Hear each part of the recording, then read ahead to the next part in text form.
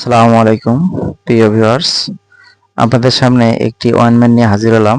টপিক্লো S কেন ব্যবহার করবেন বিস্তারিত আপনাদের তুলে ধরবো এবং ব্যবহারের নিয়ম জানিয়ে দেব।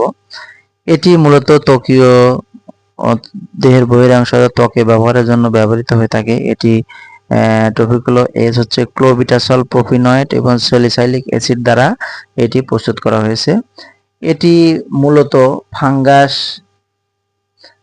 ব্যাকটেরিয়া, দাউদ, একজিমা, চুলকানি এবং ত্বকের দাগের জন্য এটি ব্যবহৃত হয়ে থাকে। অর্থাৎ ফাঙ্গাস ইনফেকশন, শরীরে কোথাও যদি ফাঙ্গাস দ্বারা ইনফেকশন হয়ে থাকে তাহলে আপনারা এটি ব্যবহার করতে পারবেন।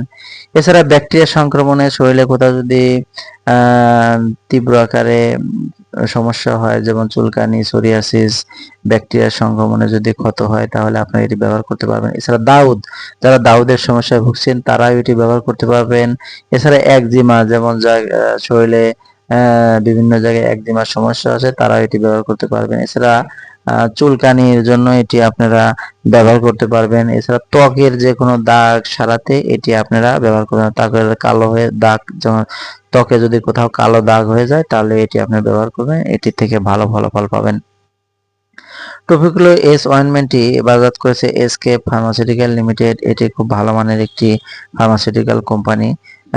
টপিক্লো এস এর বাজার মূল্য 70 টাকা। আপনার যে কোনো ফার্মেসি থেকে এটি সংগ্রহ করে ব্যবহার করতে পারবেন।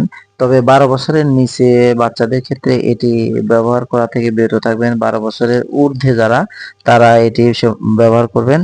আর 12 বছরের নিচে ব্যবহার করতে গেলে অবশ্যই রেজিস্টার্ড ডাক্তারের পরামর্শ অনুযায়ী আপনাদের এটি ব্যবহার করতে হবে। টপিক্যাল অয়েনমেন্ট ত্বকের আক্রান্ত স্থানে দিনে 2 বার ব্যবহার করতে হবে। হালকা পাতলা প্রলেপ দিয়ে এটি আলতো করে ঘষে এটি সম্পূর্ণরূপে ঘষে ব্যবহার করতে হবে। কিছু রোগীর ক্ষেত্রে কম প্রয়োগের মাধ্যমে পর্যাপ্ত ফলাফল অর্জন করা যায়, আবার কিছু কিছু রোগীর ক্ষেত্রে এটি বেশি দিন পর্যন্ত ব্যবহার করা লাগতে পারে। তবে 2 সপ্তাহের অধিক সময় ব্যবহার করতে গেলে অবশ্যই রেজিস্টার্ড ডাক্তারের পরামর্শ অনুযায়ী ব্যবহার করতে হবে।